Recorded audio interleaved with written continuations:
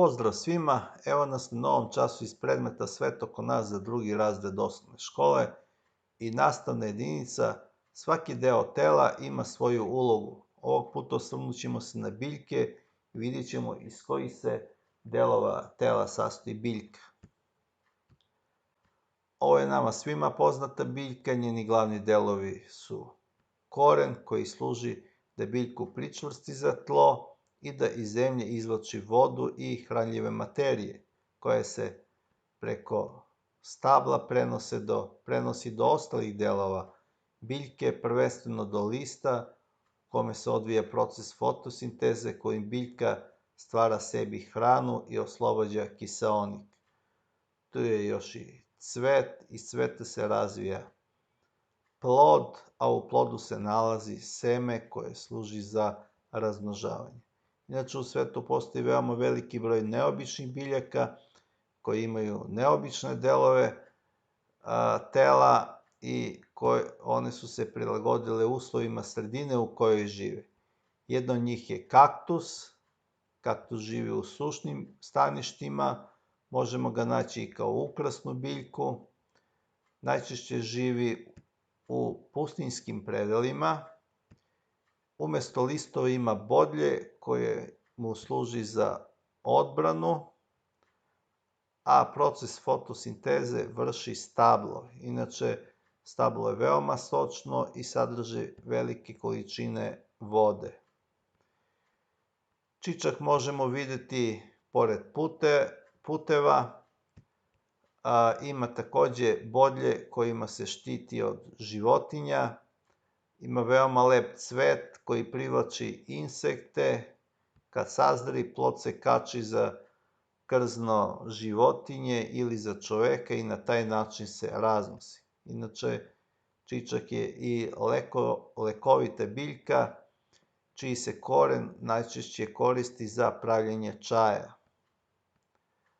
Lokvanj je takođe neobična biljka, list i cvet su kod ove biljke na vodi, dok je stablo ispod vode. Sledeća neobična biljka je pustinjska ruža, samo ime kaže raste u pustinji, ima debelo stablo za skupljanje vode i možemo je videti kao ukrasnu biljku. Bonsai je japansko patuljasto drvo, poreklom je iz Kine i prava je umetnost orezivanja i oblikovanja ovog drveta. Baobab je najveće drvo na svetu, raste u Africi, ima stablo velikog prečnika, može da dostigne prečnik od 10 do 14 metara. U stablu se nalaze rezerve vode i može da živi i nekoliko hiljada godina.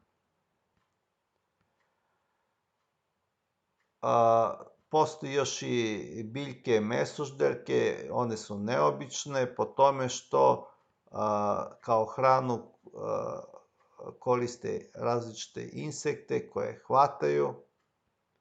Ovo je venerina muvolovka. Evo vidite kakvog je oblika. Kad oseti muvu, ona se sklopi i na taj način je uhvati u zamku. Ovo je krčag. On ima na površini sluz koja je veoma klizava. Kad insekt dođe na površinu ove biljke, spadne na dno i na taj način bude uhvaćen.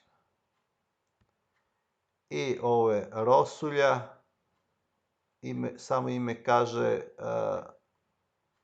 ispušta sluz koja podseća na rosu, kojim privlači insekte.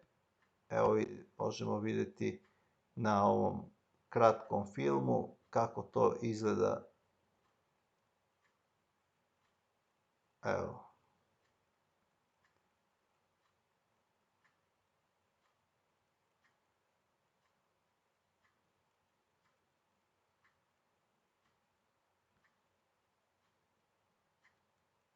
Evo vidimo kako hvataju ove biljke različite vrste insekta.